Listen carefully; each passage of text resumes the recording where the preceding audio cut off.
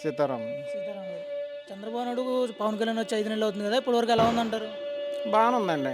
హ్మ్. అంటే ఏ విధంగా ఉందంటారు? ఏం చేయాలండి ఇంకా? ఇప్పుడు సిలిండర్లు ఇచ్చాడు, హ్మ్. పెన్షన్లు ఇస్తున్నాడు. హ్మ్. ఇంకేం చేయాలి చెప్పండి? హ్మ్. ఇంకా ఇంట్లో కూర్చోబెట్టి ఊరదున్న పోతుల్లాగా ఆడికి అప్పులు చేసేసి వీళ్ళని ఒక రాజధాని తీసుకొచ్చారు. హ్మ్. పోలవరం ప్రాజెక్ట్ తీసుకొచ్చాడు. హ్మ్. పంచాయతీలను డెవలప్ చేశాడు. హ్మ్.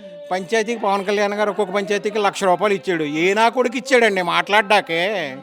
చెప్పండి అసలు. హ్మ్. హ్మ్. ప్రతిపక్షం కాదు కదా అది, హ్మ్. ఊరపక్షం అది. ఊరపక్షం. ఊరపక్షం అది, ప్రతిపక్షం కాదు వైసీపీ వాళ్ళు మాట్లాడేది. హ్మ్. అడ్డమైన నా కొడుకులు అందరూ మాట్లాడతారండి. హ్మ్. ఆ, ఏ నా కొడుకు జేబులో డబ్బులు తీసుకొచ్చి పెట్టాడు చెప్పండి అసలు. హ్మ్. హ్మ్. నా సొంత డబ్బులు తీసుకుని ఖర్చు పెట్టగలదునా నేను? నాకు ఆ స్థాయి లేదు. హ్మ్. ఖర్చు పెట్టేవాడిని కూడా మరి మచ్చలేస్తున్నాడండి, ఏంటండి అర్థం కదా అది? హ్మ్. హ్మ్. తప్పు కదా అది. హ్మ్. ఒక విషయం తెలిసినండి, హ్మ్. చేసేవాడు ఇది అమ్మ కూడా ఎట్లా అన్నాడు, పిన్నమ్మ కోకెట్టాడు అన్నట్టు, హ్మ్. అమ్మ పెట్ట అడుగు దెబ్బ దెబ్బ అన్నట్టు వాళ్ళు చేసేసారు. హ్మ్. లూటీ చేసేసారు మొత్తం. మద్యంలోని, ఇసుకలోని, అన్నిటిలోని, ల్యాండ్ మాఫియా హ్మ్. అన్నీ పూడ్చుకొస్తున్నాడు పవన్ కళ్యాణ్ గారు, చంద్రబాబు నాయుడు గారు.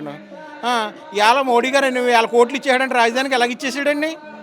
పవన్ కళ్యాణ్ అక్కడ. హ్మ్. హ్మ్. పవన్ కళ్యాణ్ స్థాయి తగ్గదు, జనసేన స్థాయి తగ్గదు. హ్మ్. అదండి. అంటే పవన్ కళ్యాణ్ మీద కామెంట్ చేస్తున్నారు కదా!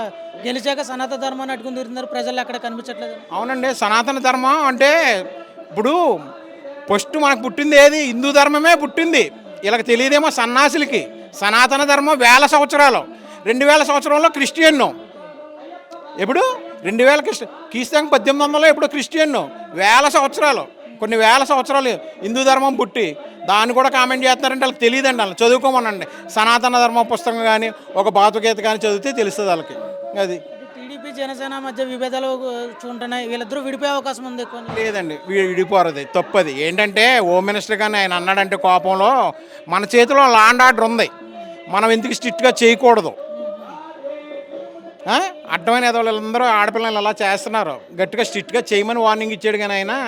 అంతేగాని అదేమి లేదండి, వాళ్ళకి విభేదాలు లేవు. హ్మ్. విభేదాలు ఉంటే అన్నీ తగ్గి 21 సీట్లకు వచ్చి పవన్ కళ్యాణ్ గారు పోటీ చేయడు. హ్మ్. ఆ విభేదం లేకుండా ఉంటే ఒక 50 సీట్లు 100 సీట్లు పోటీ చేసి ముందుడుగా. హ్మ్. విభేదం అన్నది లేదు. ఇలా ఇలా అంత అపోహ అది. హ్మ్. ఉం. పేరు నాని కూడా కామెంట్ చేస్తున్నాడు. జన సైనికులను పట్టించుకొని ముందు మీ జన సైనికులకి అక్కడ ప్రాధాన్యత లేదు. టీడీపీలు తొక్కేస్తున్నారని. పేరు నానికి ఆడ ఇంటి పేరు ఉందాడు కాలా? హ్మ్. ఇంటి పేరే లేదు. అడ్రస్ లేడాడు. ఆ హ్మ్. సిటీ బస్ ఏదో తోలుకుంటున్నాడు, తోలుకోమని చెప్పండి అలాగా. ఆ! ఆ, ఆడు కూడా పవన్ కళ్యాణ్ విమర్శించి స్థాయండి మా బాస్ని. ఆ! ఆ! ఆ, పవన్ కళ్యాణ్ అన్నాడు ఓ మహాశక్తి. హ్మ్. హ్మ్. అది. హ్మ్. ఇంకేం చెప్పాలి చెప్పండి. అంటే ప్యాకేజీ కోసమే రాజకీయంలోకి వచ్చాడు. ప్రజల కోసం కాదని చెప్పేసి అన్నారు కదా! ప్యాకేజీ అంటారు ఈ పిచ్చనాగుడికి. ప్యాకేజీ ఆయనకి ప్యాకేజీ, ఆయన కొని స్థాయి ఉందండి. హ్మ్. తిరుపతి వెంకన్న బాబు ఎంతో ఆయనంత. ప్యాకేజీ అన్నది తప్పది. ఆ! ఆ! ఆయన కొనే స్థాయిలో ఎవరు లేరు. ఎవ్వడికే లేదు. హ్మ్. అర్థమైందా? ఆ, 20 సంవత్సరాలు ఉన్నాను ఆయనతో.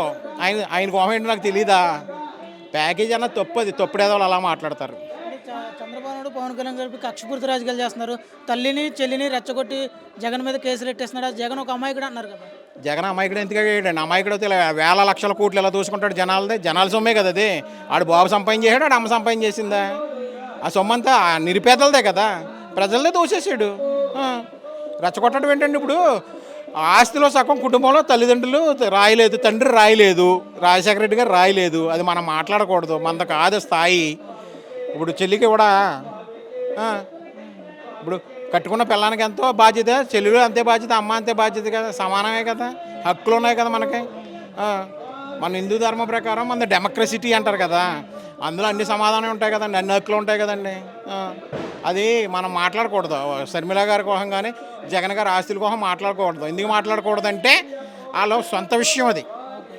రాజకీయానికి దానికి ముడిపెట్టకూడదు అసలు చెప్పాలంటే. హ్మ్. అది నా ఒపీనియన్. హ్మ్. ఇంకేం కావాలి చెప్పండి. వీళ్ళైతే వీళ్ళ అస్తమైతే లేదంటారు మొత్తం. లేదండి, హ్మ్. తప్పది, చాలా తప్పండి అది. హ్మ్. ఎలా అస్తం ఎందుకు ఉంటుందండి? హ్మ్. ఇంకేంటంటే ఏ వంక లేకుండా వంకెట్టుకుని ఏడ్చారు అన్నట్టు, హ్మ్.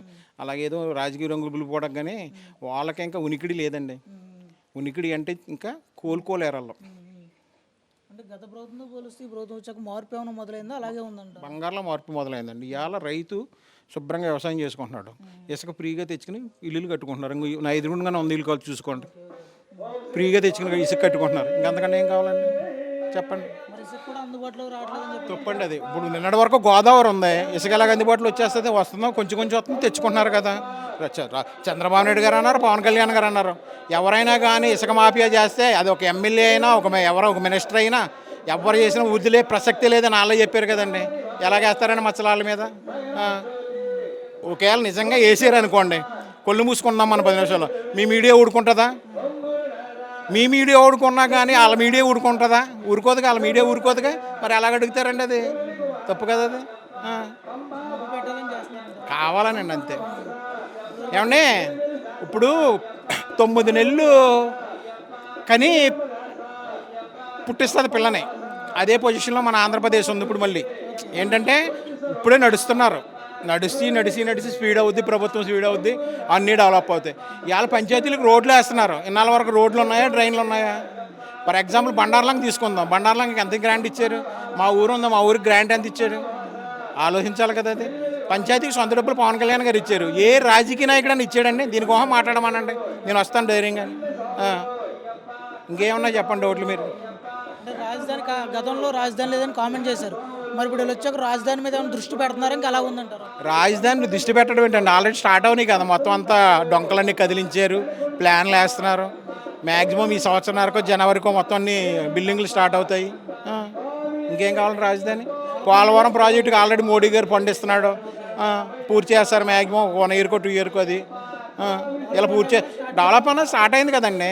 డెవలప్ అన్నది స్టార్ట్ అవ్వకుండా ఇవాళ లేకపోతే జనాలే రోడ్డు మీదకి వచ్చేస్తారు కదా. అప్పుడు రోడ్డు మీదకి వస్తే బొక్కలో ఏం చేయవాడు, అలాగ వచ్చేస్తారు కదా. ఇవాళ కూడా జనాలు రెవల్యూషన్ వచ్చేస్తుంది కదా జనాల్లో. ఏది జనాలు రావట్లేదే, ఎవరి పని వాళ్ళు చేసుకుంటున్నారు శుభ్రంగా. అది అయితే బాగుందంటారు, ప్రజలకు ఇబ్బంది లేదు. పక్కాగా బాగుందండి. ప్రభుత్వం బాగుంది. ఏంటంటే ఏదొచ్చినా స్పందిస్తున్నాడు. పవన్ కళ్యాణ్ గారు అయినా, చంద్రబాబు నాయుడు అయినా, లోకేష్ గారు అయినా, ఎవరైనా స్పందిస్తున్నారో వెంటనే